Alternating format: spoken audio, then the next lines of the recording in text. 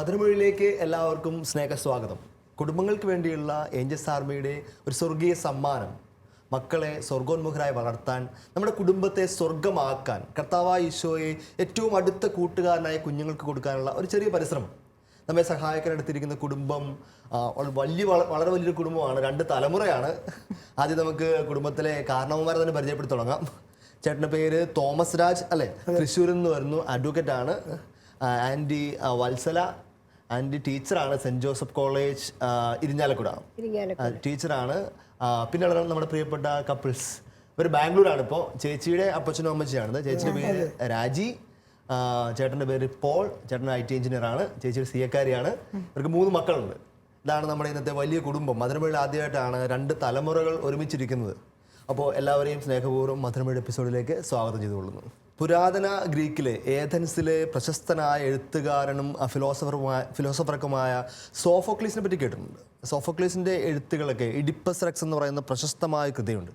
അതിനകത്തൊരു ഇഡിപ്പസ് രാജാവിൻ്റെ കഥയാണ് പറയുന്നത്. ആ സ്ഥലത്ത് തെബസ് എന്ന് പറയുന്ന ഗ്രാമത്തിൽ ഒരു വലിയ യക്ഷി ഉണ്ടായിരുന്നു. ആ ഗ്രാമത്തിലേക്ക് ആര് കയറണമെങ്കിലും ഈ യക്ഷി ഒരു ചോദ്യം ചോദിക്കും. ചോദ്യത്തിൽ പരാജയപ്പെട്ടവനെ യക്ഷി പിടിച്ചു തിന്നും. ഒരു കഥ മാത്രമാണ്. അപ്പോൾ ഇഡിപ്പസ് രാജാവ് അവിടെ ചെന്നപ്പോഴത്തേക്ക് ഈ യക്ഷി ഒരു ചോദ്യം ചോദിച്ചു. ആ ചോദ്യത്തിൽ ജയിച്ചാൽ രാജാവിന് ആ ഗ്രാമം കിട്ടും. ചോദ്യം ഇതായിരുന്നു: രാവിലെ 4 കാലിൽ നടക്കുകയും ഉച്ചയ്ക്ക് 2 കാലിൽ നടക്കുകയും വൈകുന്നേരം 3 കാലിൽ നടക്കുകയും ചെയ്യുന്ന ജന്തു ഏത്? ഇതാണ് ചോദ്യം. ഈ ചോദ്യം ചോദിച്ച് ഒത്തിരി പേരെ ഈ യക്ഷി കൊന്നു വന്നിട്ടുണ്ട്. ഇഡിപ്പസ് രാജാവും ഈ ചോദ്യത്തെ ഫേസ് ചെയ്തു. ഒരു നിമിഷം ആലോചിച്ച് നിന്നിട്ട് ഇഡിപ്പസ് രാജാവ് മറുപടി പറഞ്ഞു, അത് മനുഷ്യനാണ്. അപ്പോൾ ആൾക്കാരൊക്കെ ഞെട്ടിപ്പോയി. ഉത്തരം എവിടെ നിന്നു? പറയണം, രാവിലെ 4 കാലിൽ നടക്കുന്നത് കുഞ്ഞാണ്. ബാല്യത്തിൽ കുഞ്ഞുങ്ങൾ 4 കാലിൽ നടക്കും. ഉച്ചയാകുമ്പോൾ അവർ 2 കാലിൽ, അതായത് അവരൊരു പ്രായം എത്തിക്കുമ്പോൾ 2 കാലിൽ നടക്കും. വീണ്ടും വാർദ്ധക്യത്തിൽ എത്തുമ്പോഴത്തേക്ക് അവർ 3 കാലിൽ നടക്കും. ഇതാണ് രാവിലെ 4 കാലിലും ഉച്ചയ്ക്ക് 2 കാലിലും വൈകിട്ട് 3 കാലിലും നടക്കുന്ന ജീവി മനുഷ്യനാണ്. ഇന്നത്തെ മധുരമൊഴിയുടെ എപ്പിസോഡ് അത് തന്നെയാണ്. രാവിലെ 4 കാലിൽ നടക്കുന്നവരെ എങ്ങനെ ഉച്ചയ്ക്ക് 2 കാലിലും വൈകിട്ട് 3 കാലിലും നടക്കുന്നവർ നടക്കാൻ സഹായിക്കുന്നു, ജീവിക്കാൻ സഹായിക്കുന്നു. പ്രത്യേകിച്ച് കുഞ്ഞുങ്ങളെ വീട്ടിലേക്ക് സ്വീകരിക്കാനായി മാതാപിതാക്കളെ എങ്ങനെ അവരുടെ മാതാപിതാക്കൾ ഗ്രാൻഡ് പേരൻസ് സഹായിക്കുന്നു. അതാണ് നമ്മുടെ ഇന്നത്തെ മധുരമൊഴിയുടെ സംസാര വിഷയം. അപ്പോൾ നമുക്ക് നമ്മുടെ കുടുംബത്തിന് തുടങ്ങാം. നിങ്ങൾ പറഞ്ഞു തുടങ്ങിക്കോളൂ. അപ്പം എൻ്റെ രാജ്യയുടെ കല്യാണം കഴിഞ്ഞതിന് ശേഷം ഞങ്ങളുടെ പേരൻസ്, മാതാപിതാക്കൾ എപ്പോഴും ആദ്യത്തെ കുഞ്ഞിൻ്റെ കൺസീവായ ഒരു ന്യൂസ് കേൾക്കാൻ വേണ്ടി ആകാംക്ഷയോടെ കാത്തിരിക്കുകയാണ്. അവരതിനുവേണ്ടി പ്രാർത്ഥിക്കുകയും ഞങ്ങളോട് അത് ചോദിക്കുകയും ചെയ്യുമായിരുന്നു. അത് ഞങ്ങൾക്ക് വലിയൊരു പ്രചോദനമായിരുന്നു. നിങ്ങൾക്ക് 3 കുഞ്ഞുങ്ങളാണല്ലോ ഇപ്പോൾ ഉള്ളത്? ഞങ്ങൾക്കിപ്പോൾ 3 കുഞ്ഞുങ്ങളാണ് ഉള്ളത്. ഇവർ ആദ്യം മറ്റേ പ്രഗ്നൻ്റ് ആണ്, കൺസീവ് ചെയ്തു എന്നുള്ള വിവരം കേട്ട് കഴിഞ്ഞപ്പോൾ ഞങ്ങൾക്ക് വളരെ സന്തോഷമായി. അതുപോലെ പോകേണ്ട പേരൻസിനും, കാരണം ഞങ്ങളൊക്കെ പ്രതീക്ഷിച്ചിരിക്കുകയാണ് ഇത്രയും നേരത്തെ ആയിക്കോട്ടെ, പുതിയ തലമുറ ഇവിടെ തുടങ്ങി. അതെ അതെ അതെ, കേട്ട വളരെ എക്സൈറ്റ്മെന്റോടുകൂടി ഞങ്ങൾ കേട്ടത്. പിന്നെ ഞങ്ങൾ കേട്ട പെട്ടെന്ന് തന്നെ അവർ വീട്ടിൽ, ഇവർ ബാംഗ്ലൂരായിരുന്നു, അവിടെ ചെന്നു. അപ്പോൾ വലിയൊരു സന്തോഷമായിരുന്നു. കുഞ്ഞുങ്ങള് നമ്മളുടെ വീട്ടിലേക്ക് വരുമ്പോൾ അത് എത്രയും സന്തോഷത്തോടു കൂടി ഒരു ഗ്രാൻഡ് പാരൻസ് ആയപ്പോഴാണ് ഞങ്ങൾക്ക് ആ അനുഭവം പൂർണ്ണത കിട്ടിയത്. നമ്മുടെ കുഞ്ഞുങ്ങളാകുമ്പോൾ നമുക്കത് അത്ര അറിയില്ല. പക്ഷെ നമ്മളുടെ മക്കൾക്ക് കുഞ്ഞുങ്ങൾ ഉണ്ടാകുമ്പോൾ ആ കുഞ്ഞുങ്ങളെ എത്രയും സന്തോഷത്തോടും സ്നേഹത്തോടും പ്രാർത്ഥനയോടും കൂടിയിട്ടാണ് ഞങ്ങൾ സ്വീകരിക്കാനായിട്ട് തയ്യാറായത്. രാജി പ്രഗ്നന്റ് ആയതെന്ന് അറിഞ്ഞപ്പോൾ പ്രസവത്തിന്റെ സമയമായപ്പോൾ പ്രാർത്ഥിക്കുകയും യാചിക്കുകയും ചെയ്യുന്ന എന്ത് ലഭിക്കുമെന്ന് പൂർണ്ണ വിശ്വാസമുള്ള ഒരു പേരൻസ് ആണ് ഞങ്ങളത്. അപ്പൊ രാജി പ്രഗ്നന്റ് ആയിന്ന് അറിഞ്ഞ് ഞങ്ങൾ പ്രാർത്ഥന ഒരുമിച്ച് ചെയ്യാറുണ്ടായിരുന്നു. അപ്പൊ ഡിവൈൻ മേഴ്സിയുടെ അന്ന് തന്നെയാണ് ഞങ്ങൾക്ക് ആ കുഞ്ഞിന് ജന്മം നൽകാനായിട്ട് രാജിക്ക് ഭാഗ്യം ലഭിച്ചത്. അപ്പൊ ഡിവൈൻ മേഴ്സിയുടെ അന്ന് ജൂബിലി മിഷൻ ഹോസ്പിറ്റലിലായിരുന്നു ആ പ്രസവം നടന്നത്. അപ്പൊ ഡിവൈൻ മേഴ്സിയുടെ അവിടെ ആരാധന അവിടെ എഴുന്നള്ളിച്ച് വെച്ച സമയത്താണ് ഡെലിവറി നടക്കുന്നത്. ഉടനെ ഞങ്ങള് പോളിന്റെ അമ്മ ശാന്തി ഞാനും ആ കുഞ്ഞിനെ ലേബർ റൂമിൽ നിന്ന് വാങ്ങി നേരെ ഡിവൈൻ മേഴ്സിയുടെ മുമ്പിൽ കൊണ്ട് കിടത്തിയത് വളരെ ഒരു സന്തോഷം നിറഞ്ഞ ഒരു സന്തോഷത്തിന്റെ അശ്രു വന്ന ഒരു നിമിഷമായിരുന്നു. വളരെ നല്ല ടീച്ചറിന്റെ വാക്കൊക്കെ അവിടെ സന്തോഷത്തിന്റെ അശ്രു നല്ല എക്സൈറ്റ്മെന്റ്. അതിനേക്കാളും ഞാൻ നോക്കിയത് വളരെ ഭയങ്കര വിചിത്രമായ വളരെ റെയർ ആയിട്ടുള്ള സീനാണ്. 2 പേരുടെ അപ്പനും അമ്മമാർ 2 പേരും ചേർന്ന് കുഞ്ഞിനെ കൊണ്ട് ഡിവൈൻ മേഴ്സി, ഭയങ്കര ഭാഗ്യ കുഞ്ഞിനുള്ള അൾത്താരയുടെ മുമ്പിൽ കൊണ്ട് ആദ്യം കടത്തപ്പെടുക. ആദ്യം പോയ സ്ഥലം ഈശോയുടെ മുമ്പിലേക്കാണ്. അതും നിർവികാരണത്തിന് മുമ്പിലേക്കാണ് ആദ്യമായിട്ട് പോകുന്നത്. റൂമിൽ ആദ്യമായിട്ട് ചെന്നത്. അത് കഴിഞ്ഞിട്ടാണ് റൂമിലേക്ക് വന്നത്. ആ കുഞ്ഞന്ന് ജനിക്കാൻ ഞാൻ പ്രഗ്നന്റ് ആയിരിക്കുന്ന സമയത്തും ഞാൻ പ്രാർത്ഥിക്കുമായിരുന്നു, ഈശോയെ എനിക്കൊരു ആഗ്രഹമുണ്ട് ഇങ്ങനെ ഡിവൈൻ മേഴ്സിയുടെ അന്ന് ഈ കുഞ്ഞൊന്നുണ്ടായിരുന്നെങ്കിൽ. അത് ഡ്യൂ ഡേറ്റിന് ഒരുപാട് മുന്നേ ആയിരുന്നു. ഡ്യൂ ഡേറ്റിന് 18 ദിവസം മുമ്പായിരുന്നു. അപ്പം ഞാൻ പറയായിരുന്നു അത് വേണോ, 18 ദിവസം മുമ്പ് ജനിക്കണം. പക്ഷെ ഈശോ ആ ചെറിയ ആഗ്രഹം പോലും സാധിച്ചു. പറഞ്ഞ വചനം തന്നെയാണല്ലോ, ആഗ്രഹിക്കുന്നതും യാചിക്കുന്നതും വീണ്ടും നൽകുമെന്ന് പറഞ്ഞ കർത്താവ് അതേ ദിവസം തന്നെ തന്നു എന്നുള്ളത്. തുടർന്നത് അപ്പോൾ അങ്ങനെ ഡിവൈൻ മേഴ്സിയുടെ കുർബാനയുടെ സമയത്ത് മണി അടിക്കുകയാണ് അവിടെ. 5 മണിയുടെ കുർബാന, തൊട്ടടുത്തൊരു പള്ളി ഉണ്ടായിരുന്നു ഹോസ്പിറ്റലിൻ്റെ. അപ്പോൾ ആ മണി അടിക്കുമ്പോഴാണ് ഞാൻ ഈശോയോട് പറഞ്ഞു, ഈശോയെ ഇതേ ദിവസം കഴിയാൻ പോണു, ഇതുവരെയും കുഞ്ഞൊന്നും മറന്നില്ലല്ലോ. അങ്ങനെ പെട്ടെന്ന് അത് പ്രൊസീഡ് ചെയ്ത് കുഞ്ഞുവാവ ഉണ്ടാവാനൊക്കെ ഇടയായത് അങ്ങനെയായിരുന്നു. വൈകിട്ട് 5 മണിയുടെ കുർബാന കഴിയുമ്പോൾ ദിവ്യകാരുണ്യം എടുത്ത് ക്ലോസ് ചെയ്യും. അപ്പൊ അതിനു മുമ്പ് കുഞ്ഞുണ്ടായാലേ ദിവ്യകാരുണ്യത്തിന് മുമ്പിൽ കൊണ്ട് കിടത്താനുള്ള ഒരു അവസരം കിട്ടുള്ളൂ. അപ്പൊ കൃത്യം ഡിവൈൻ മേഴ്സി സൺഡേ തന്നെ കുർബാനയ്ക്ക് ജസ്റ്റ് മുമ്പ് അവിടെ കൊണ്ട് വെക്കാനായിട്ടും കുർബാനയ്ക്ക് വരുന്ന അച്ഛൻ അനുഗ്രഹിക്കാനായിട്ടും അവിടെ സന്നിധരായിരുന്ന എല്ലാവരുടെയും പ്രാർത്ഥന കിട്ടാനായിട്ടും കുഞ്ഞിനിടയായി. അതൊരു വലിയ ഒരു ടൈമിംഗ്, ഒരു പെർഫെക്റ്റ് ടൈമിംഗ് എന്ന് പറയുന്ന ഒരു സംഭവം തന്നെയായിരുന്നു. ഞങ്ങളുടെ രണ്ടാമത്തെയും മൂന്നാമത്തെയും കുഞ്ഞുങ്ങൾ തമ്മിൽ അധികം പ്രായ വ്യത്യാസമില്ല. രണ്ടാമത്തെ കുഞ്ഞും മൂന്നാമത്തെ കുഞ്ഞും തമ്മിൽ 1 വയസ്സ് കഷ്ടി ഒരു വ്യത്യാസമേ ഉള്ളൂ. അപ്പോൾ ആ സമയത്തൊക്കെ എനിക്ക് മൂത്ത കുഞ്ഞും രണ്ടാമത്തെയും ആയിരിക്കുമ്പോൾ മൂന്നാമത്തെ കുഞ്ഞിനെ പ്രഗ്നന്റ് ആകുന്ന ആ ഒരു സിറ്റുവേഷനിൽ പ്രത്യേകിച്ച് എൻ്റെ അപ്പച്ചനും അമ്മയും പോളിൻ്റെ അച്ഛനും അമ്മയൊക്കെ ഞങ്ങളുടെ കൂടെ വന്ന് നിന്ന് ഹെൽപ്പ് ചെയ്ത് ഒരുപാട് അവസരങ്ങളുണ്ട്. പ്രത്യേകിച്ചും ഞാൻ ബെഡ് റെസ്റ്റ് ഒക്കെ ആയിരുന്ന സമയത്ത് ലീവൊക്കെ എടുത്ത് വന്ന് അപ്പച്ചനും അമ്മയും അച്ഛനും അമ്മയും എൻ്റെ പേരൻസും അവരെല്ലാം ലീവ് എടുത്തൊക്കെ വന്ന് ഞങ്ങളെ പ്രത്യേകിച്ച് ചോദ്യങ്ങളൊന്നും ഉണ്ടായില്ലേ പെട്ടെന്ന് 2 കുഞ്ഞാമാർ വന്നപ്പോഴത്തേക്ക്? പ്രൊഫഷനിലൊക്കെ ഉള്ള ആൾക്കാരായതുകൊണ്ട് ഒരുപാട് ചോദ്യങ്ങൾ ഞാനിപ്പോ വീട്ടിൽ ചോദ്യങ്ങളേ ഉള്ളൂ. എന്റെ ഫ്രണ്ട്സിന്റെ അടുത്തും ഞാൻ വക്കീലാണല്ലോ, അപ്പൊ വക്കീൽമാരുടെ അടുത്തൊക്കെ ഇങ്ങനെ രണ്ടാമത് മറ്റേ മകളുടെ പ്രഗ്നന്റായി, മൂന്നാമത്തെ പ്രഗ്നന്റായി എന്നൊക്കെ പറയുമ്പോ നിന്റെ മോൾക്ക് ഇതിനൊരു പണിയുള്ളൂ ചോദിക്കും. ഒരുപാട് പേരുണ്ട്. ഞാൻ പറയാം അത് വലിയൊരു അനുഗ്രഹമല്ലേ അത് കിട്ടുന്നത്. അതിന് വേറൊരു കാഴ്ചപ്പാടുള്ള ഒരുപാട് പേരുണ്ട്. പെട്ടെന്ന് ഡെലിവറി ആവണം, 2-3 കുഞ്ഞുങ്ങളാവണം എന്നൊക്കെ പറയുമ്പോൾ അത് അവരോട് തന്നെ കൂട്ടുകാരെ ചോദിച്ചിട്ടുണ്ടെന്ന് ഞാൻ മനസ്സിലാക്കണം. എൻ്റെ അടുത്തും എൻ്റെ പല ഫ്രണ്ട്സും നിങ്ങളൊരു ക്രിക്കറ്റ് ടീം തുടങ്ങാനുള്ള ഒരു സാഹചര്യമാണോ എന്നൊക്കെ ചോദിച്ചവരുണ്ട്. തൽക്കാലം ക്രിക്കറ്റ് ഇപ്പൊ ഒരു ബാഡ്മിന്റൺ കളിക്കാനുള്ള ടീം അപ്പൊ അങ്ങനെ ആ സമയത്തൊക്കെ ഞങ്ങളുടെ പേരൻസ് ഒരുപാട് ഞങ്ങളെ ഹെൽപ്പ് ചെയ്തിട്ടുണ്ട്. ഞങ്ങൾ വന്ന് നിന്നുമൊക്കെ അവരൊരിക്കലും ഒരു വിഷമം പോലും അവര് പറഞ്ഞിട്ടില്ല അതിനൊന്നും. പോളിന്റെ അമ്മ ആ സമയത്താണ് ബാങ്കിലായിരുന്നു. അവര് VRS എടുത്ത് അപ്പൊ അവര് പോളിന്റെ സിസ്റ്റർ അവിടെയും അവർക്ക് അത്യാവശ്യം വരുമ്പോ പോവാൻ VRS എടുത്ത് കഴിഞ്ഞപ്പോൾ കുറെ സമയം സ്പെൻഡ് ചെയ്യാൻ കിട്ടുന്നുണ്ടല്ലോ. മക്കളുടെ കൂടെ സ്പെൻഡ് ചെയ്യാൻ വേണ്ടി കുറെ സമയം അധികം കിട്ടുന്നുണ്ട്. അപ്പൊ അതും വലിയൊരു കാര്യമാണ്. പോളിന്റെ സിസ്റ്റർക്ക് 4 കുട്ടികളാണ്. നിങ്ങൾക്ക് എല്ലാവർക്കും ഇതുപോലെ അധികം കുഞ്ഞുങ്ങളുള്ള കുടുംബമാണ്. നിങ്ങൾ ഭയങ്കര ഭാഗ്യവുമാണ്. കാരണം അധികം സ്ഥലങ്ങളിലും ഇങ്ങനെ ചോദ്യങ്ങൾ മൂലവും മാതാപിതാക്കളുടെ ചിലപ്പോൾ കുറച്ചൊക്കെ നിസ്സഹകരണം മൂലമൊക്കെ അധികം കുഞ്ഞുങ്ങൾ. എൻ്റെ ഒരു സുഹൃത്തടുത്ത് അവർക്ക് 2 കുഞ്ഞായുള്ളൂ. രണ്ടാമത്തെ കുഞ്ഞ് വളരെ പെട്ടെന്ന് തന്നെ ചേച്ചി നേരത്തെ പറഞ്ഞ പോലെ 1 വയസ്സിൻ്റെ ഗ്യാപ്പിലൊക്കെ തന്നെയാണ് ഉണ്ടായത്. അപ്പോൾ ആദ്യമേ തന്നെ ഭർത്താവിൻ്റെ അമ്മയും അപ്പനൊക്കെ ഇത് വേണോ ഇതെന്നൊക്കെ ഒരു സംശയമൊക്കെ പ്രകടിപ്പിച്ചു. വേണ്ടെന്ന് കട്ടിക്ക് പറയുന്നില്ല ആരും, എന്നാൽ ഇത് ഇത്ര പെട്ടെന്ന് വേണമായിരുന്നു, എന്താണ് ശ്രദ്ധിക്കാഞ്ഞത്. അപ്പോൾ ഇവള് ഭയങ്കര വിഷമിച്ച് ഇവളുടെ അമ്മേനെ വിളിക്കുകയാണ്. അമ്മ ഭയങ്കര എക്സൈറ്റഡ് ആയിട്ട് വളരെ നല്ല കാര്യമായല്ലോ, കർത്താവ് പെട്ടെന്ന് സമ്മാനം തന്നല്ലോ. അപ്പോൾ അവളുടെ അപ്പനും അതുപോലെ തന്നെ ഭയങ്കരമായിട്ട് എൻകറേജ് ചെയ്തു, കൂടുതൽ കുഞ്ഞുങ്ങൾ വരട്ടെ. അവൾ പറയുകയാണ് കുഞ്ഞുങ്ങൾ ഉണ്ടായി കഴിഞ്ഞപ്പോഴത്തേക്ക് എൻ്റെ അപ്പനും അമ്മേനും വളരെ റയറായിട്ടൊക്കെ അവർ കാണാറുള്ളൂ, പക്ഷേ പിള്ളേർക്ക് കൂടുതൽ അറ്റാച്ച്മെന്റ് അങ്ങോട്ടാണ്. കാരണം അവർക്ക് ആദ്യത്തെ ബൂസ്റ്റ് കിട്ടിയത് അങ്ങ് മൂലമല്ല. അത് വളരെ പ്രധാനപ്പെട്ട കാര്യം. എങ്ങനെ പ്രത്യേകിച്ച് ഗ്രാൻഡ് പേരൻസ് ഈ കുഞ്ഞുങ്ങളെ റിസീവ് ചെയ്യാൻ വേണ്ടി എങ്ങനെ മക്കളെ പ്രോത്സാഹിപ്പിക്കുന്നുള്ളത്, ആ തുറവിക്ക് വേണ്ടി പ്രോത്സാഹിപ്പിക്കുന്നുള്ളത് പറഞ്ഞു. ഈ വേണോന്ന് അച്ഛൻ ചോദിച്ചല്ലോ, അത് ഇവളുടെ ഫസ്റ്റ് ഡെലിവറിക്കും ആ ഒരു ക്വസ്റ്റ്യൻ ഇങ്ങനെ ഇവള് പ്രഗ്നന്റ് ആയിരിക്കുമ്പോഴാണ് ഇവൾക്ക് ജോലി ഞാൻ പ്രഗ്നന്റ് ആയിരിക്കുന്ന സമയത്താണ്, ഞാനൊരു ചാർട്ടേഡ് അക്കൗണ്ടന്റ് ആണ്. അപ്പൊ പ്രഗ്നന്റ് ആയിരിക്കുന്ന സമയത്ത് എനിക്ക് ഒരു ഗവൺമെന്റ് BSNL ഒരു ഗവൺമെന്റ് ജോലിക്ക് വേണ്ടിയുള്ള എക്സാം ഒക്കെ എഴുതി. എനിക്ക് പ്രഗ്നൻസി കൊച്ചുണ്ടായ സമയത്ത് റിസൾട്ട് വന്ന് എനിക്ക് സെലക്ഷൻ എല്ലാം കിട്ടി. വലിയൊരു കഥയാണ്. അതായത് ഒരു 8th month ഓഫ് പ്രഗ്നൻസിയിലാണ് ഈ എക്സാം വന്നത്. ആ എക്സാം 6 hours എക്സാം, 3 hours രാവിലെയും 3 hours ഉച്ചയ്ക്ക്. അതെ, ഞാൻ രാവിലെ ഞാൻ കൊണ്ടുവിട്ടിട്ട് 3 hours കഴിഞ്ഞ് വന്നപ്പോൾ പറഞ്ഞു പരീക്ഷ എഴുതുന്ന സമയത്ത് മുഴുവൻ കുഞ്ഞു വയറ്റിൽ കിടന്ന് അനങ്ങായിരുന്നു. ഞങ്ങൾ രണ്ടുപേരും കൂടിയാണ് പരീക്ഷ എഴുതിയത്. അത് കഴിഞ്ഞ് ഉച്ചയ്ക്ക് ലഞ്ച് വാങ്ങിച്ചു കൊടുക്കുകയും അത് കഴിഞ്ഞിട്ട് മൂന്നാമത്തെ സെക്കൻഡ് ബ്രേക്കിൽ 3 hours കഴിഞ്ഞ് വന്നപ്പോഴേക്കും വളരെ ടയർഡായിരുന്നു. ഞങ്ങൾ പ്രാർത്ഥിച്ചിട്ടാണ് ഞങ്ങൾ ഇത് ഈശോ ഇതിന്റെ ആഗ്രഹമാണെങ്കിൽ മാത്രം ഞങ്ങൾക്ക് ഇത് കിട്ടണമേ എന്നുള്ളൊരു 8ാം മാസത്തിൽ ആരും പരീക്ഷ അങ്ങനെ എഴുതാറില്ല. അതൊരു 6 hour എക്സാം.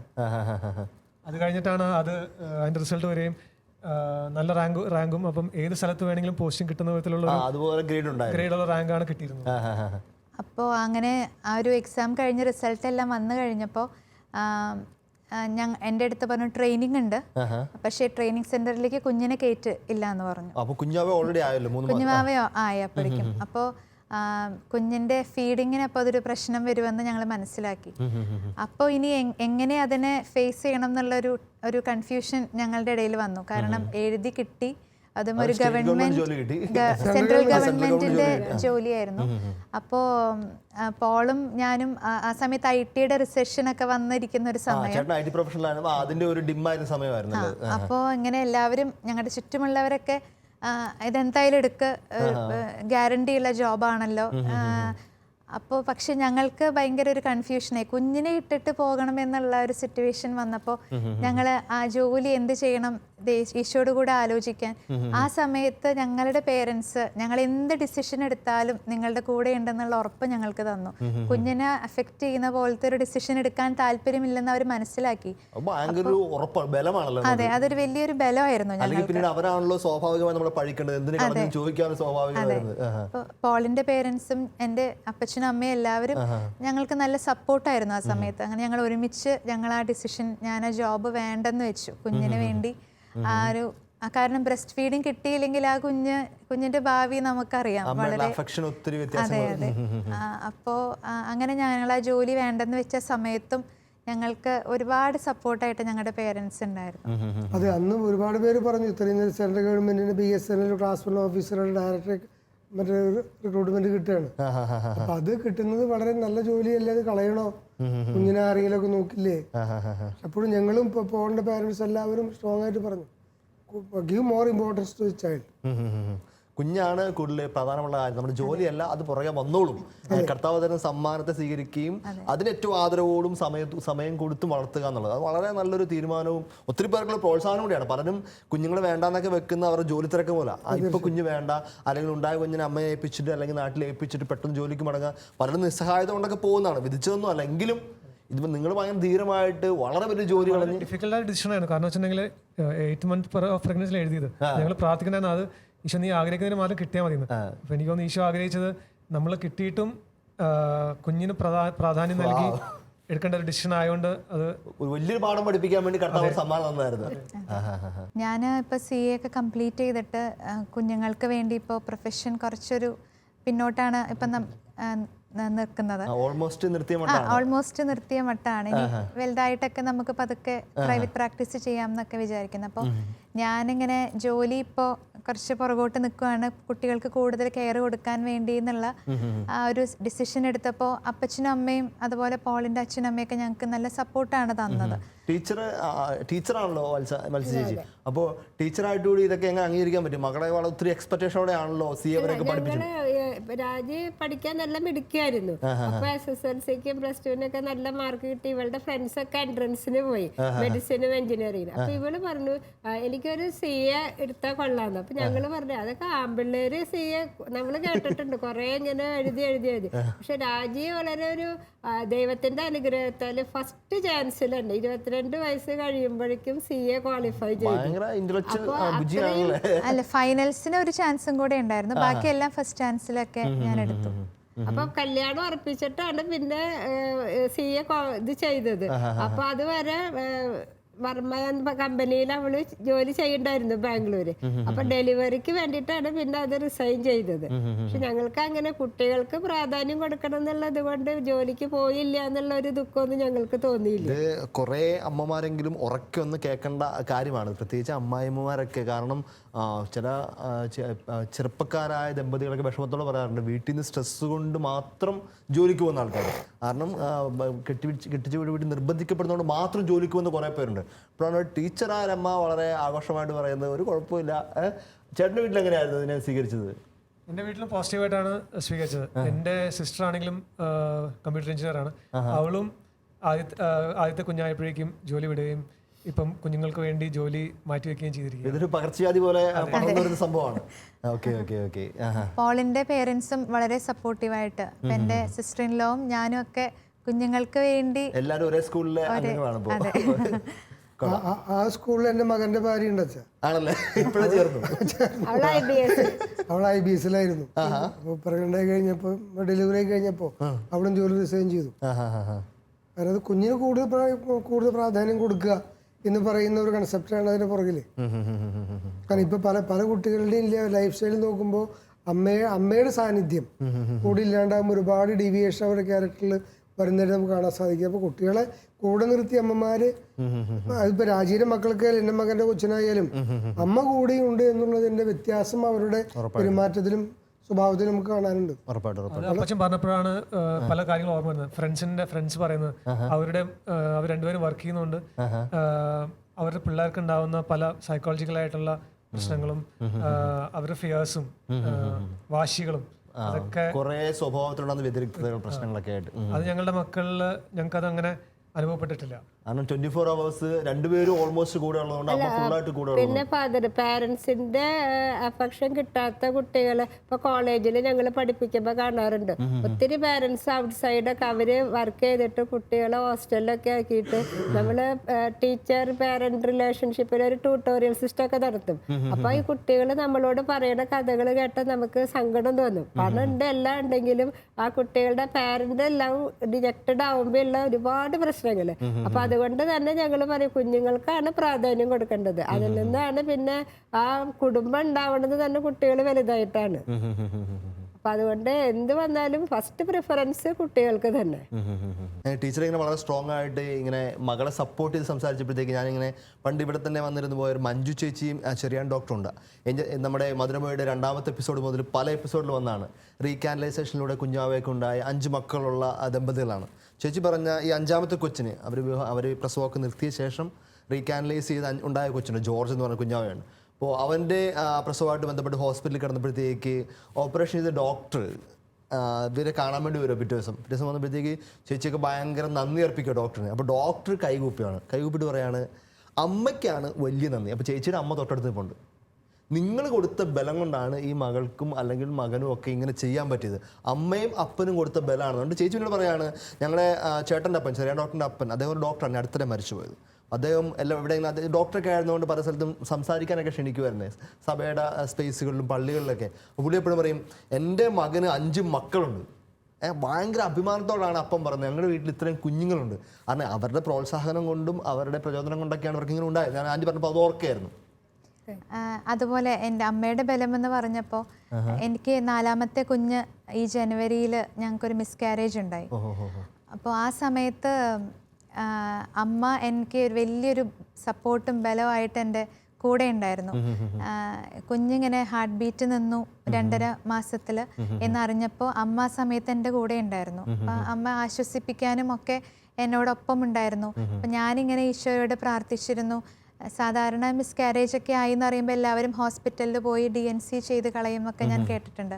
അപ്പം ഞാൻ എൻ്റെ ഒരു വിശ്വാസം നമ്മൾ വിശ്വസിക്കുന്നതും ആദ്യമേ തൊട്ട് ഇതൊരു മനുഷ്യജീവനാണ്, ഡിഗ്നിറ്റി ഓഫ് ഹ്യൂമൻ ലൈഫ്. അപ്പോൾ ഈ കുഞ്ഞിനെ ഒരു ഫ്ലഷ് ചെയ്ത് കളയാനോ അല്ലെങ്കിൽ ഡസ്റ്റ്ബിന്നിലിടാനോ ഇടവരുത്താതെ ഈശോയെ ഒരു നാച്ചുറൽ മിസ്കാരേജ് വഴി എൻ്റെ കയ്യിലോട്ട് ഈ കുഞ്ഞിനെ കിട്ടി ഒരു ഡിഗ്നിഫൈഡ് ഒരു ബറിയൽ കൊടുക്കാനായിട്ട് ഈശോയെ എന്ന് ഞാൻ പ്രാർത്ഥിച്ചിരുന്നു. അപ്പോൾ അത് ഡോക്ടറെ കൺസൾട്ട് ചെയ്തപ്പോൾ ഡോക്ടർ പറഞ്ഞു, നല്ല ധൈര്യം വേണം, കാരണം പെട്ടെന്ന് എന്തെങ്കിലും ബ്ലീഡിങ് കൂടുക അല്ലെങ്കിൽ എന്തെങ്കിലുമൊക്കെ എമർജൻസി വന്ന ഹോസ്പിറ്റലിലോട്ട് വരേണ്ടി വരും. അപ്പോൾ ആ സമയത്ത് പോൾ ഭയങ്കര സ്ട്രോങ് ആയിട്ട് നിന്ന് ഒന്നും പേടിക്കേണ്ട, നമുക്കിത് ഫേസ് ചെയ്യാം എന്ന് പറഞ്ഞപ്പോൾ ആ ദിവസം വന്ന സമയത്ത് രാത്രിയായിരുന്നു. അപ്പം അതുവരെ പ്രാർത്ഥിച്ചിരുന്ന എനിക്ക് ഈ പ്രോസസ്സ് സ്റ്റാർട്ട് ചെയ്തപ്പോൾ ഇത്തിരി ഞാനൊന്ന് ഷെയ്ക്കണായി. അപ്പം ആ സമയത്ത് അമ്മ അവിടെ മുട്ടുകുത്തി നിന്ന് കരുണക്കൊന്തയും കുരിശിൻ്റെ വഴിയൊക്കെ ചെല്ലുമായിരുന്നു. എനിക്കിത് ഫേസ് ചെയ്തത് കടന്നു പോകാനായിട്ടുള്ള ശക്തി കിട്ടാനായിട്ട്. പോളും ഒട്ടും പേടിക്കണ്ട എന്ന് പറഞ്ഞ് എൻ്റെ കൂടെ ഉണ്ടായിരുന്നു. അങ്ങനെ ഞാൻ ഈശോയോട് പ്രാർത്ഥിച്ച പോലെ ആ കുഞ്ഞിനെ, ആ ഡോക്ടർ പറഞ്ഞു വളരെ റെയറായിട്ട് സംഭവിക്കുന്ന ഒരു കാര്യമാണ് കുഞ്ഞിനെ സാക്കോട് കൂടെ പാസ് ചെയ്യാൻ പറ്റുക എന്നുള്ളത്. കാരണം അധികം ഡെവലപ്പ് ചെയ്തിട്ടില്ല കുഞ്ഞ്. പക്ഷേ ദൈവം ആ പ്രാർത്ഥന കേട്ട് എൻ്റെ കുഞ്ഞിനെ എൻ്റെ കയ്യിൽ തന്നെ എനിക്ക് കിട്ടി. അപ്പോൾ ആ കുഞ്ഞിനെ കിട്ടി. ഞാൻ പോളിനെ കുഞ്ഞിനെ കൊടുത്ത് ഞങ്ങൾ വീട്ടുമാമോദീസ കൊടുത്ത് പേരിട്ട് പ്രാർത്ഥിച്ച് അപ്പച്ചനും അമ്മയും പോളും അന്ന് വീട്ടിലുണ്ടായിരുന്നു. പിറ്റേ ദിവസം നമ്മൾ അത് ഒരു ഡിഗ്നിഫൈഡ് ആയിട്ടൊരു ബറിയൽ ആ കുഞ്ഞിന് കൊടുക്കാനായിട്ട് എനിക്ക് സാധിച്ചു, ഞങ്ങൾക്ക് സാധിച്ചു. അത് അപ്പച്ചനും അമ്മയും എല്ലാവരും കൂടെ. 4ാമത്തെ പ്രഗ്നൻസി അറിഞ്ഞപ്പോൾ ഞങ്ങൾക്ക് വലിയ സന്തോഷമായി. പുതിയൊരു അംഗം വരുന്നുണ്ട്, ഭയങ്കര ആനന്ദം. ഒരാൾ വരല്ലേ. മിസ്കാരേജ് ആയെന്ന് കണ്ടപ്പോൾ ദൈവത്തിന്റെ ഇഷ്ടമല്ലേ, നമുക്ക് അക്സെപ്റ്റ് ചെയ്യാതിരിക്കാൻ വയ്യ. ഈ 4ാമത്തെ അച്ഛൻ നേരത്തെ പറഞ്ഞ പോലെ ഈ 4ാമത്തെ പ്രഗ്നൻസി അറിഞ്ഞപ്പോൾ അതിനെ വിമർശിച്ച ഒരുപാട് പേരുണ്ട്. 4ാമതും ഇപ്പൊ വേണോ, 3 പോരെ. ഞാനിങ്ങനെ ചേച്ചി ഇങ്ങനെ പറഞ്ഞുകൊണ്ടിരുന്നപ്പോഴത്തേക്ക് പേരിട്ടെന്നൊക്കെ പറഞ്ഞപ്പോഴത്തേക്ക് ഞാൻ ഓർക്കുന്നുണ്ട്, ഇവിടെ പല പ്രാവശ്യം ഇവിടെ വന്നിരുന്നു പോയ സുനിൽ സാറുണ്ട്. സുനിൽ സാറിൻ്റെ അവർക്ക് 6 മക്കൾ ഇപ്പം തന്നെ ഉണ്ട്. ഒരാളിടയ്ക്ക് മിസ്കാരേജ് ആയി പോയിട്ടുണ്ട്. അപ്പോൾ അവനവർ പേരിട്ടുന്നത് ജെറോം എന്നായിരുന്നു. അപ്പം ഇപ്പോഴും കുഞ്ഞുങ്ങളിടയ്ക്ക് വീട്ടിൽ സംസാരിക്കുമ്പോൾ ജെറോമേ ഉറക്കി വിളിക്കും. കാരണം അവരെ സംബന്ധിച്ച് 7ാമനായിട്ട് കൂടെയൊക്കെ ഉള്ള ആൾ തന്നെയാണ് ജെറോം. മേലിൽ സ്വർഗത്തിൽ ഇരിപ്പുള്ളത് അവർക്ക് ഉറപ്പാണ്. ജെറോമേ ഇടയ്ക്കൊരു വിളി വിടുന്നത്, ഇടയ്ക്കിടയ്ക്ക് എല്ലാ മക്കളൊക്കെ മാറി മാറി തുടർന്നോളൂ. അപ്പം ഞങ്ങളിട്ട പേര് ഡൊമിനിക് മേരി പോൾ എന്നാണ് ഇട്ടത്. അപ്പോൾ കുഞ്ഞിനോട് ഞങ്ങൾ പ്രാർത്ഥിക്കും. അപ്പോൾ ഇന്ന് ഈ പ്രോഗ്രാമിന് വരുന്നതിന് മുമ്പും ഞങ്ങള് മധ്യസ്ഥം വിചാരിച്ചിട്ടാണ് വന്നത്. ഇത് കുറേ ചെറുപ്പക്കാരായ ദമ്പതികൾക്കുള്ള വലിയൊരു സുവിശേഷമാണ്. പലപ്പോഴും മിസ്കാരേജ് എന്ന അനുഭവം തന്നെ ഭയങ്കര നെഗറ്റീവായിട്ട് എടുക്കുകയും ദൈവത്തിൽ നിന്ന് അകന്നു പോവുകയും അല്ലെങ്കിൽ എന്തുകൊണ്ട് ദൈവം തന്നു അല്ലെങ്കിൽ എന്ത് ചെയ്യണം എന്നറിയാതെ കുറേ നീറിയിരിക്കുന്ന മനുഷ്യരൊക്കെ ഉണ്ട്, കുറേ മുറിവേൽക്കപ്പെട്ട മനുഷ്യരുണ്ട്. പ്രത്യേകിച്ച് മിസ്കാരേജ് സംഭവിക്കുമ്പോൾ ഉറപ്പായിട്ടും വീട്ടുകാരിൽ നിന്ന് സ്ട്രെസ് വരുന്നത് അപ്പുറമൊക്കെ പറയും നിങ്ങൾ ശ്രദ്ധിക്കാഞ്ഞിട്ടാണ്, നിങ്ങൾ യാത്ര ചെയ്തുകൊണ്ടാണ്. കുറേ ആരോപണങ്ങൾ കേൾക്കുന്ന ചെറുപ്പക്കാരായ ദമ്പതികളുണ്ട്. ഞാൻ കൗൺസിലിങ്ങിനൊക്കെ ഒന്ന് കേട്ടിട്ടുണ്ട്, ഭയങ്കര വേദനയോടെയൊക്കെ വർത്തമാനം പറയുന്നത്. കാരണം ഭയങ്കര മുറിവായി പോയി. അപ്പോഴാണ് ഒരു മനോഹരമായി വളരെ ഡിഗ്നിഫൈഡ് വേയിൽ കുഞ്ഞിനെ സ്വീകരിച്ച് പേരിട്ട് വീട്ടുമാമോദീസ കൊടുത്ത് ഏറ്റവും മനോഹരമായ ബെറിയലൊക്കെ കൊടുത്ത് വളരെ മനോഹരമായിരിക്കും. ഒത്തിരി പേർക്ക് ഒരു ആശ്വാസമായിരിക്കും ഇത് കേൾക്കുന്നത് തന്നെ. ഈ 4ാമത്തെ പ്രഗ്നൻസി അറിഞ്ഞപ്പോൾ തന്നെ ഞങ്ങൾ കുഞ്ഞുങ്ങളോട് 3 പേരോടും പറഞ്ഞായിരുന്നു. അപ്പോൾ അവർ കുറേ കാലമായിട്ട് പ്രാർത്ഥിച്ചുകൊണ്ടിരിക്കുമായിരുന്നു ഒരു അടുത്തൊരു കുഞ്ഞുമാവയ്ക്ക് വേണ്ടി. അപ്പോൾ ഈ മിസ്കാരേജ് ആയിന്ന് അറിഞ്ഞപ്പോൾ അവർക്ക് വളരെ സങ്കടമായിരുന്നു. അപ്പോൾ ഞാൻ പറഞ്ഞു ഇങ്ങനെ, ഈശോയുടെ അടുത്തുണ്ട് നമ്മളുടെ കുഞ്ഞുവാവ, ഇതാണ് പേരിട്ടിട്ടുള്ളത്, നമ്മൾ എല്ലാ ദിവസവും പ്രാർത്ഥിക്കാൻ നമ്മുടെ കുഞ്ഞുവാവയുടെ അടുത്തെന്നൊക്കെ പറഞ്ഞു.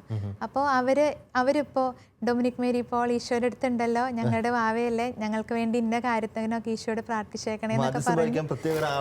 അവിടെ അതെ, അവരും അത് ആക്സെപ്റ്റ് ചെയ്തു. അവർക്കും ഒരു ഹീലിംഗ് ആയിരുന്നു അതെല്ലാം. അവർ വളരെ വിഷമിച്ചു, കാരണം ഒരുപാട് പ്രാർത്ഥിച്ചിട്ടാണ്.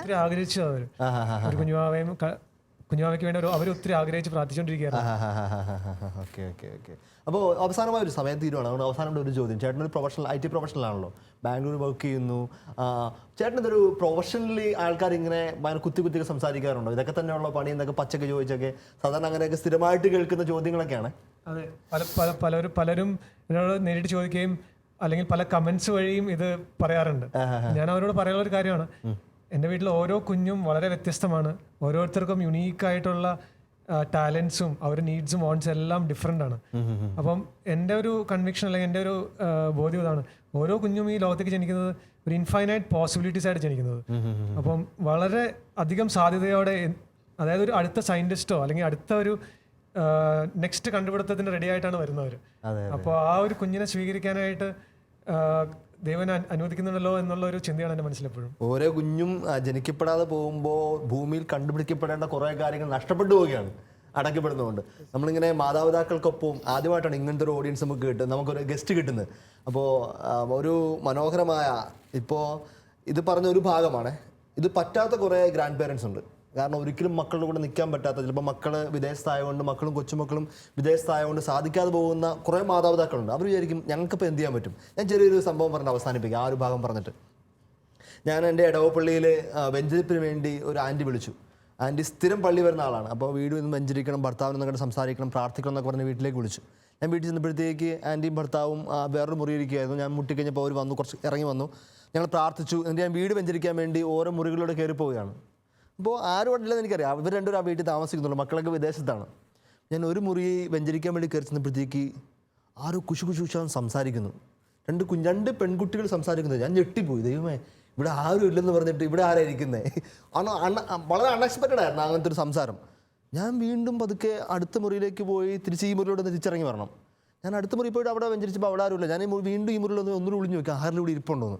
അപ്പോൾ ഞാൻ നോക്കിയപ്പോൾ വീണ്ടും സംസാരം കേൾക്കുന്നുണ്ട്. നോക്കിയപ്പോൾ ലാപ്ടോപ്പ് സൈഡിലേക്ക് ചരിച്ചു വെച്ചിട്ടുണ്ട്. ആ സ്കൈപ്പ് ഓണായി കിടക്കുകയാണ്. സ്കൈപ്പിൽ നിന്ന് 2 പിള്ളേർന്ന് ഭയങ്കര വർത്താനം കളിയൊക്കെയാണ്. അപ്പോൾ ഞാൻ വിചാരിച്ചത് എന്താ സിനിമ കണ്ടുകൊണ്ടിരിക്കുകയാണോ, അതിൻ്റെ ഇടയ്ക്കാണോ അച്ഛനെ വെഞ്ചരിക്കാൻ വിളിച്ചിട്ട് സിനിമ ഒരു ഓഫ് ചെയ്ത് വന്നിട്ടോ എന്ന് വിചാരിച്ചിട്ട് ഞാൻ തിരിച്ച് മുറി വന്ന് പ്രാർത്ഥനയൊക്കെ കഴിഞ്ഞ് ബ്ലെസ്സിങ് ഒക്കെ കഴിഞ്ഞ് അവരോട് ചോദിച്ചു, അവിടെ TV ഓൺ ചെയ്ത് സിനിമ വെച്ചിട്ടുണ്ടെന്നോ തോന്നുന്നല്ലോ എന്ന് പറഞ്ഞു. സിനിമയല്ല വെച്ചാൽ ഞങ്ങളുടെ പേരക്കുട്ടികളാണ്, അവർ കാനഡയിലാണ്. അപ്പം ഞങ്ങൾക്ക് അവരെ പോയി കാണാനോ അവർക്ക് ഇങ്ങോട്ട് വരാനോ ഇപ്പോൾ സാഹചര്യമില്ല. അതുകൊണ്ട് ഞങ്ങൾ അതുകൊണ്ട് ഒരു 2-3 മണിക്കൂറൊക്കെ ഈ പിള്ളേരോട് ഇങ്ങനെ കണ്ട് വർത്താനം പറഞ്ഞുകൊണ്ടിരിക്കും. കാരണം പിള്ളേർക്ക് കൂടുതൽ ഇഷ്ടം ഞങ്ങളോട് സംസാരിക്കാനാണ്. പ്രത്യേകിച്ച് അപ്പനും അമ്മയൊക്കെ പുറത്ത് ജോലിക്കൊക്കെ പോകണേ, ഇവർ അന്നേരം ഓൺ ചെയ്തൊക്കെ വെച്ചായിരിക്കും. എന്നിട്ട് ഇവരുടെ മുമ്പിൽ നിന്ന് കളി, പാട്ട്, ഭക്ഷണം കഴിപ്പ് എല്ലാം ഇതിന് മുമ്പിലിരുന്ന് തന്നെ ഗ്രാൻഡ് പേരൻസ് സംസാരിച്ചുണ്ട്. ഇത് വലിയൊരു പോസിബിലിറ്റിയാണ്. നിങ്ങളുടെ മക്കളൊക്കെ വിദേശത്താണെങ്കിൽ സാധിക്കുന്നതൊക്കെ സംസാരിക്കുക, കാണുക, അല്ലെങ്കിൽ പ്രാർത്ഥിക്കുക. അതാണ് ഏറ്റവും വലിയ ഉറപ്പ് നമുക്ക് കൊടുക്കാൻ പറ്റുന്നത്. അതുകൊണ്ട് ഈ ഒരു മനോഹരമായ സംസാരം സമയപരിമിതിയോടെ പൂർത്തിയാകുമ്പോൾ ഇത് നമുക്ക് വലിയൊരു ആശ്വാസമാകട്ടെ. പ്രത്യേകിച്ച് ഗ്രാൻഡ് പേരൻസ് ഒക്കെ ഒന്ന് ഓർക്കട്ടെ ഇവരുടെ റോളിനെ പറ്റിയൊക്കെ. എല്ലാവരും ഒന്ന് ബോധവാന്മാരാകട്ടെ. മക്കൾ, പ്രത്യേകിച്ച് കൂടുതൽ കൊച്ചുമക്കൾ ഈ ഭൂമിയിലേക്ക് വരാൻ ഒരു മനോഹരമായ പോസിബിലിറ്റി കൂടി പറയാം. ഗ്രാൻഡ് പേരൻസ് ഒക്കെ കൂടുതൽ കുഞ്ഞുമക്കളുണ്ടാകാൻ വേണ്ടി പ്രാർത്ഥിക്കുകയാണെങ്കിൽ, അതുപോലെ തന്നെ മക്കളെ പ്രോത്സാഹിപ്പിക്കുകയാണെങ്കിൽ, നിങ്ങളൊക്കെ ശുദ്ധീകരണ സ്ഥലത്തിലേക്ക് കടക്കുമ്പോൾ കുർബാനയിൽ പ്രാർത്ഥിക്കാനും കൊന്തയിൽ പ്രാർത്ഥിക്കാനൊക്കെ കുറച്ചധികം പേര് ഈ ഭൂമിയിൽ കാണുമെന്ന് ഒരുറപ്പും കൂടിയുണ്ട്. അതുകൊണ്ട് കൂടുതൽ മക്കളൊക്കെ വരട്ടെ, കൂടുതൽ തലമുറ വരട്ടെ. വിശുദ്ധമായ തലമുറ കടന്നുപോയവർക്ക് വേണ്ടി ഉറപ്പായിട്ട് പ്രാർത്ഥിക്കുകയും ധ്യാനിക്കുകയും ചെയ്യും. നമുക്കൊന്ന് പ്രാർത്ഥിച്ചുകൊണ്ട് ഈ ഒരു സംസാരം അവസാനിപ്പിക്കാം. കുടുംബം മുഴുവൻ ഒന്ന് ചേർന്ന് നിൽക്കട്ടെ. പ്രത്യേകിച്ച് ഗ്രാൻഡ് പേരൻസ് ഒക്കെ ഉള്ള വീടാണെങ്കിൽ കൊച്ചുമക്കളൊന്ന് ചേർത്ത് പിടിച്ച് ആ 3 തലമുറ കൂടി ഒന്ന് ചേർന്ന് നിൽക്കട്ടെ. കർത്താവിന് നന്ദി പറയാം. ഓരോ ജീവനും സ്വർഗത്തിന് വലിയ സമ്മാനമാണല്ലോ. മക്കളും കൊച്ചുമക്കളും ഗ്രാൻഡ് പേരൻസും എല്ലാ ജീവനും തമ്പുരാനെ ഒത്തിരി നന്ദി പറയുന്നു. ഞങ്ങളെ തലമുറകളെ മുഴുവൻ അനുഗ്രഹിക്കുന്നവർക്ക് ഞങ്ങൾ നന്ദി പറയുന്നു. പ്രത്യേകിച്ച് മക്കളും കൊച്ചുമക്കളൊന്നും കൂടെ ഇല്ലാത്ത ഗ്രാൻഡ് പേരൻസ് ഒക്കെ ഉണ്ടെങ്കിൽ അവരെയൊക്കെ ഒന്ന് നിങ്ങളുടെ കരങ്ങൾ ഉയർത്തി ഒന്ന് അനുഗ്രഹിച്ച് പ്രാർത്ഥിച്ചേ. മക്കളും കൊച്ചുമക്കളൊക്കെ വിദേശത്ത് നിന്ന് കാണുകയാണെങ്കിൽ ഒന്ന് തലയൊക്കെ കുമ്പിട്ട് നിങ്ങളുടെ ഗ്രാൻഡ് പേരൻസിൻ്റെ അനുഗ്രഹമൊക്കെ ഒന്ന് സ്വീകരിച്ച് ഈ നിമിഷം പ്രാർത്ഥിച്ചേ. സ്വർഗത്തിന് വലിയ ശക്തിയും അനുഗ്രഹവും ഒഴുകുന്ന നിമിഷമാണ്. മക്കളുടെ സ്നേഹവും കൊച്ചുമക്കളുടെ സ്നേഹവും ഒക്കെ കിട്ടാതെ വിഷമിച്ചിരിക്കുന്ന, മുറിവേറ്റിരിക്കുന്ന ഗ്രാൻഡ് പേരൻസിനെയൊക്കെ നമുക്ക് ഈ നിമിഷം സമർപ്പിച്ച് പ്രാർത്ഥിക്കാം. അവരുടെ എല്ലാ മുറിവുകളും സ്വർഗത്തിൻ്റെ സ്നേഹത്താൽ കരിയപ്പെടട്ടെ, ആശ്വസിപ്പിക്കപ്പെടട്ടെ. നമ്മുടെ എല്ലാ തലമുറകളും അനുഗ്രഹിക്കപ്പെടട്ടെ. ഒത്തിരി കുഞ്ഞുങ്ങൾ ഇനിയും ഈ ഭൂമിയിലേക്ക് വരട്ടെ. സ്വർഗത്തിൻ്റെ സമ്മാനങ്ങൾ, മാലാഖമാർ ഈ ഭൂമിയിൽ നിറയട്ടെ. അങ്ങനെ എല്ലാവരും വീണ്ടും സ്വർഗത്തിലേക്ക് കണ്ടുമുട്ടുന്ന ആ വലിയൊരു നിമിഷത്തിന് വേണ്ടി നമുക്ക് പ്രാർത്ഥിച്ചുകൊണ്ട് പരിശുദ്ധ അമ്മയുടെ വിമല ഹൃദയത്തിലേക്ക് നമ്മളെല്ലാവരും സമർപ്പിച്ചുകൊണ്ട് നമുക്കൊന്ന് ചേർന്ന് ഈശോമിശിഹായുടെ ആശീർവാദം സ്വീകരിക്കാം. നമ്മുടെ കർത്താവ് ഈശോമിശിഹായുടെ കൃപയും പിതാവായ ദൈവത്തിൻ്റെ സ്നേഹവും പരിശുദ്ധാത്മാവിൻ്റെ സഹവാസവും പരിശുദ്ധ അമ്മയുടെയും സ്വർഗം മുഴുവൻ്റെയും മാധ്യസ്ഥവും സംരക്ഷണവും നാം എല്ലാവരും ഉണ്ടായിരിക്കട്ടെ, ഇപ്പോഴും എപ്പോഴും എന്നേക്കും. ആമേൻ. ഈശോമിശിഹായ്ക്ക് സ്തുതിയായിരിക്കട്ടെ. പ്രിയപ്പെട്ടവരെ, സാധിക്കുമെങ്കിൽ ഒന്ന് ഫോൺ എടുത്തിട്ട് കൊച്ചുമക്കളെയും മക്കളെയൊക്കെ ഒന്ന് വിളിക്കാനോ, അല്ലെങ്കിൽ കൊച്ചുമക്കളും മാതാപിതാക്കൾക്കൊക്കെ അവരുടെ ഗ്രാൻഡ് പേരൻസിനെയൊക്കെ ഒന്ന് വിളിക്കാനുള്ള ഒരു രാത്രിയായിട്ട് ഈ മനോഹരമായ രാത്രി മാറട്ടെ. ആമേൻ.